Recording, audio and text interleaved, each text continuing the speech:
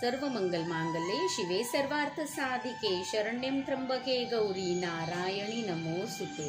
नमस्कार बंधू भगिनींनो, आपल्या सगळ्यांचं सहर्ष स्वागत आहे स्वास्तिकम या माझ्या चॅनलवर। आज मी आपल्यासाठी श्रीदेवी भागवत पुराणातील पुढील कथा घेऊन आलेली आहे, तरी आपण सगळ्यांनी हे श्रवण करावं। सुरभी उपाख्यान। नारद म्हणाले, गोलोकी येणारी सुरभी देवी कोण होती? मी तिची कथा ऐकू इच्छितो। श्री नारायण उत्तरले, सर्वात प्रारंभी वृंदावनात प्रकट झालेली देवी सुरभीची कथा मी तुला सांगतो। एकदा भगवान द्वारकानाथ वृंदावनात गेले होते।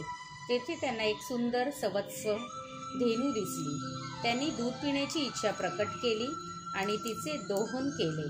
ते ताजे गोड पौष्टिक दूध त्यांना अमृतच भासले। दूध पिणे चालू असतानाच दूध पात्र कलंडले आणि सारे दूध सांडून गेले। ते जन्म जरा मरण यांना नष्ट करणारे दूध ज्या धेनूचे होते तिच्या वत्साचे नाव मनोरथ असे होते। दूध जेथे सांडले त्या ठिकाणच्या सरोवराला क्षीरसागर म्हणू लागले। गोपगोपी तेथे जमून रास रचू लागले।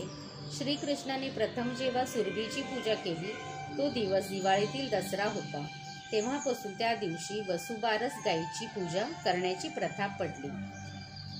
श्रीदेवी पर्णमस्तु। शुभं भवतु शुभं भवतु शुभं भवतु। ओम नमश्च चंडिकाय। ओम नमश्च चंडिकाय।